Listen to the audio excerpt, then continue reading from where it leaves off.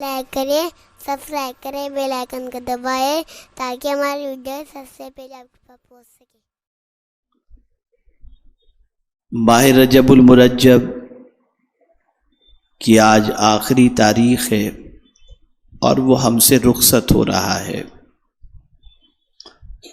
خوش نصیب ہیں وہ لوگ جنہوں نے ماہ رجب المرجب کی قدر کی، اس میں عبادت و ریاضت کی، توبہ و استغفار کیا اور اپنے رب کو جہاں تک ممکن ہو سکا منانے کی کوشش کی۔ اب انشاءاللہ العظیم کل سے ماہ شعبان المعظم کا آغاز ہوگا۔ اب ماہ شعبان المعظم کتنی برکت والا مہینہ ہے، اور اس کے فضائل میں آقا کریم صلی اللہ علیہ وسلم نے کیا فرمایا، کچھ باتیں اس کے حوالے سے میں آپ کی سماعتوں کے حوالے کروں گا۔ اللہ مجھے حق کہنے اور آپ سب کو حق سننے کی توفیق عطا فرمائے۔ آقا کریم صلی اللہ علیہ وسلم نے ماہ شعبان کی فضیلت کے حوالے سے ارشاد فرمایا کہ رمضان کا مہینہ اللہ کا مہینہ ہے اور شعبان کا مہینہ میرا مہینہ ہے۔ اس ماہ مبارک کو اللہ کے رسول صلی اللہ علیہ وسلم نے اپنا مہینہ فرمایا۔ شعبان شہری، شعبان میرا مہینہ ہے۔ اور پھر آگے آقا کریم صلی اللہ علیہ وسلم نے اس مہینے کی خصوصیت بیان فرمائی کہ شعبان المطہر، شعبان پاک کرنے والا مہینہ ہے، یہ بندوں کو گناہوں سے پاک کر دیتا ہے۔ میرے پیارے آقا صلی اللہ علیہ وسلم کے پیارے دیوانوں، اس ماہ مبارک میں بندے کثرت سے توبہ کرتے ہیں، رجوع اللہ کرتے ہیں، گناہوں پہ نادم ہوتے ہیں، شرمندہ ہوتے ہیں، اور اللہ رب العزت جل جلالہ کی بارگاہ میں توبہ و استغفار جب کرتے ہیں تو میرا کریم ارشاد فرماتا ہے ان اللہ یحب التوابین ویحب المتطہرین۔ اب اس کو میں بہت چھوٹے دو لفظوں کے ذریعے توبہ کیسے پاک کرتا ہے بندے کو، اور طہارت یعنی پاکیزگی کیسے پاک کرتی ہے، یہ دو چیزوں کو دو لفظوں میں اس کو سمجھیں۔ توبہ کے ذریعے بندے کا من پاک ہو جاتا ہے اور طہارت کے ذریعے بندے کا تن پاک ہو جاتا ہے۔ جب کوئی بندہ توبہ کرتا ہے تو اللہ اس کے من کو پاک کر دیتا ہے، اور جب کوئی پاکیزگی یعنی وضو کرتا ہے، غسل کرتا ہے، تو اللہ تعالیٰ اس کے تن کو پاک کر دیتا ہے۔ اور پھر جب یہ من اور تن دونوں پاک ہو جاتے ہیں تو اللہ فرماتا ہے اے بندے، جب تو نے ان دونوں چیزوں کو پاک کر لیا تو اب سن تیرا مقام کیا ہے میرے نزدیک۔ کوئی تجھ سے محبت کرے یا نہ کرے، ان اللہ یحب التوابین ویحب المتطہرین، کہ بے شک اللہ توبہ کرنے والے اور پاک رہنے والوں سے محبت فرماتا ہے۔ تو ماہ شعبان کی ایک صفت اللہ کے رسول صلی اللہ علیہ وسلم نے بیان فرمائی کہ وہ شہر المطہر ہے، وہ پاک کرنے والا مہینہ ہے۔ اور رمضان کے بارے میں حضور صلی اللہ علیہ وسلم نے فرمایا وَرَمَضَانُ الْمُكَفِّرُ، رمضان المبارک گناہوں کو مٹانے والا مہینہ ہے۔ میرے پیارے آقا صلی اللہ تعالی علیہ وسلم کے پیارے دیوانوں، شعبان یہ ماہ رمضان کا پڑوسی ہے اور بالکل لگ کر کے مہینہ ہے، اور آقا کریم صلی اللہ علیہ وسلم نے اس مہینے کو اپنا مہینہ جب فرمایا تو ہماری ذمہ داری بن جاتی ہے کہ اس ماہ مبارک میں کثرت سے اللہ کی بندگی کریں، اس کی اطاعت کریں۔ اس میں کوئی شک نہیں کہ اللہ کے رسول صلی اللہ علیہ وسلم نے جب برکت کی رجب اور شعبان کے لیے دعا فرمائی تو اللہ کے رسول کی دعا اس طریقے سے قبول ہوئی کہ رجب میں شب معراج عطا فرما دی اور شعبان میں شب برات عطا فرما دی۔ تو شب برات کے کیا فضائل ہیں، شب برات میں کیا ہونا چاہیے، اور اسی کے ساتھ ساتھ اس رات ہمیں اللہ کی بندگی کیسے کرنی چاہیے، اس کے بارے میں انشاءاللہ العظیم آئندہ ہفتے کے اجتماع میں آپ کے سامنے باتیں بیان کی جائیں گی۔ لیکن آج صرف میں آپ کے سامنے شعبان المعظم میں حضور صلی اللہ علیہ وسلم کا معمول کیا ہوتا تھا، تاکہ آپ اس کو سننے کے بعد اس پر عمل کرنے کی کوشش کریں۔ میرے پیارے آقا صلی اللہ تعالی علیہ وسلم کے پیارے دیوانوں، سب سے پہلے دو باتیں آپ سماعت فرما لیں۔ آپ سنیں گے تو آپ کا ایمان انشاءاللہ تازہ ہوگا۔ قرآن مقدس میں ایک آیت کریمہ ایسی نازل ہوئی، قرآن مقدس کی ایک آیت کریمہ ایسی نازل ہوئی جسے صحابہ کو جب حضور صلی اللہ علیہ وسلم نے پڑھ کر سنایا تو صحابہ نے حضور صلی اللہ علیہ وسلم کو مبارکباد پیش فرمائی، اور اس آیے کریمہ میں ایسا حکم نازل ہوا کہ اس حکم پر اگر بندہ عمل کرے تو بندے کا تعلق مدینے کے تاجدار صلی اللہ علیہ وسلم سے ایسا جڑ جاتا ہے کہ اس آیت پر عمل کرنے کی بنیاد پر حضور سے تعلق زمین کے اوپر بھی، زمین کے اندر بھی اور میدان محشر میں بھی قائم رہتا ہے۔ اس آیت پر عمل کرنے والے کے اللہ گناہوں کو معاف فرما دیتا ہے، اس آیت پر عمل کرنے والے کو اللہ اس کے درجات کو بلند فرماتا ہے اور اسے نیکیاں عطا فرماتا ہے۔ آپ روزانہ یہ آیت کریمہ جس کی ابھی میں آپ کے سامنے تلاوت کروں گا، یہ آیت کریمہ روزانہ دن میں کئی مرتبہ سنتے ہیں، ہر جلسے میں سنتے ہیں، ہر پروگرام کے اندر سنتے ہیں، ہر مسجد میں سنتے ہیں، اور ساتھ ہی ساتھ ہر نماز کے بعد سنتے ہیں، اور یہ بہت ہی عظیم آیت کریمہ ہے۔ یہ آیت کریمہ اللہ عز و جل نے کسی اور مہینے میں نازل نہیں فرمائی، اس آیت کریمہ کو اللہ عز و جل نے ماہ شعبان میں نازل فرمائی۔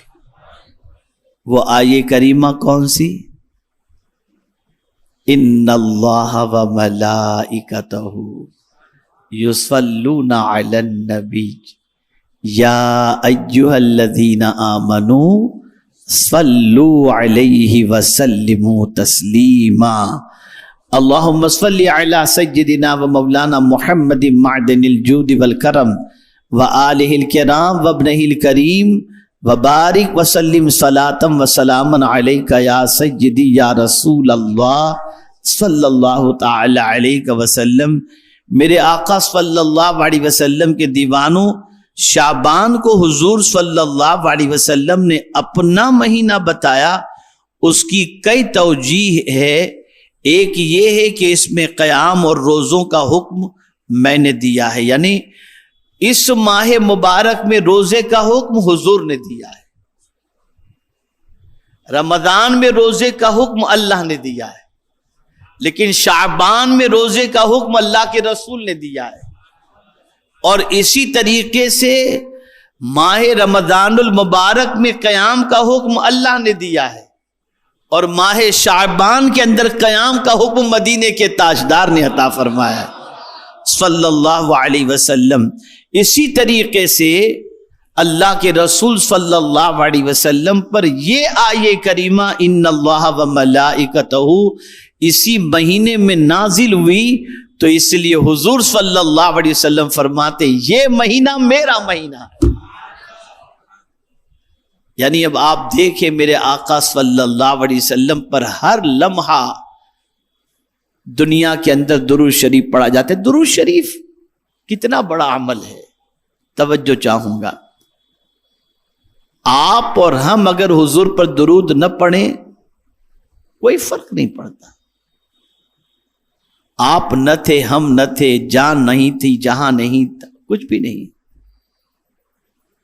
کچھ نہ تھا، تب سے درود کا سلسلہ جاری ہے، اور کچھ نہ ہوگا تب بھی درود کا سلسلہ جاری و ساری رہے گا. اللہ ہمیشہ سے ہے، ہمیشہ رہے گا. بندے تو پڑھ یا نہ پڑھ، اللہ ہمیشہ اپنے محبوب پر درود بھیجتا ہے، رحمتیں نازل فرماتا ہے، اور فرشتے بھی حضور صلی اللہ علیہ وسلم پر تحفہ درود و سلام پیش کرتے ہیں. یہ برکت والی آیت اگر ہمیں نصیب ہوئی ہے تو اسی ماہ مبارک میں نصیب ہوئی. اس لیے حضور صلی اللہ علیہ وسلم نے اس مہینے کو اپنا مہینہ فرمایا. اور دوسری بات، ہم کس طرف رک کر کے نماز پڑھتے ہیں؟ بولیے، کعبہ کی طرف ہے نا. آپ جانتے ہیں اسی ماہ مبارک کی 15 تاریخ کو مسجد قبلتین کے اندر میرے آقا صلی اللہ علیہ وسلم بدھ کے روز نماز ادا فرما رہے تھے، نماز پڑھا رہے تھے. اور اسی شعبان کی 15 تاریخ کو رسول اعظم صلی اللہ علیہ وسلم نے حالت نماز میں اپنا چہرہ آسمان کی طرف کیا، اور دل میں یہ تمنا پیدا ہوئی کہ کاش بیت المقدس کی بجائے کعبے کو اللہ قبلہ بنا دے. تو اللہ نے کعبے کو قبلہ بھی بنایا تو اسی ماہ مبارک کی 15 تاریخ کو بنا دیا، جس کی طرف آج ہم اور آپ سب رخ کر کے نماز پڑھتے ہیں. میرے پیارے آقا صلی اللہ تعالی علیہ وسلم کے پیارے دیوانوں، اس سے یہ بات سمجھ میں آتی ہے کہ یہ مہینہ کتنی عظمت والا مہینہ اور کتنی برکت والا مہینہ ہے. میرے پیارے آقا صلی اللہ تعالی علیہ وسلم کے پیارے دیوانوں، آپ ہم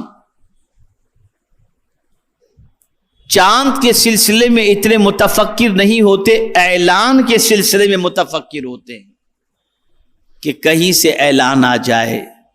اور اب تو زیادہ تر مسلمان چاند کے اعلان کا انتظار کرتے ہیں، اب چاند دیکھنے کی مسلمان کوشش نہیں کرتا. تو 5 مہینوں کے چاند کو دیکھنا یہ واجب کفایہ ہے، اسے ذہن میں رکھیں. کوشش کریں کہ 5 مہینوں کا چاند ضرور دیکھنے کی کوشش کریں کہ بہار شریعت میں حضرت علامہ وبالفضل اولانا صاحب بہار شریعت مفتی امجد علی صاحب علیہ رحمت و رضوان فرماتے ہیں، شعبان کا چاند دیکھنا، رمضان کا چاند دیکھنا، شوال کا چاند دیکھنا، اور ذی قعدہ اور ذی الحجہ کا چاند دیکھنا یہ واجب کفایہ ہے. ظاہر سی بات ہے کہ ہمارے علماء دیکھتے ہیں، سنی جمعیت العلماء کے ذمہ داران دیکھتے ہیں، تو ٹھیک ہے، ان کا دیکھنا یہ ہمارے لیے کافی ہو جاتا ہے. لیکن مسلمان کو کوشش کرنی چاہیے کہ ان ماہ مبارک کے چاند کو دیکھنے کے لیے وہ ہر ممکن کوشش کرے.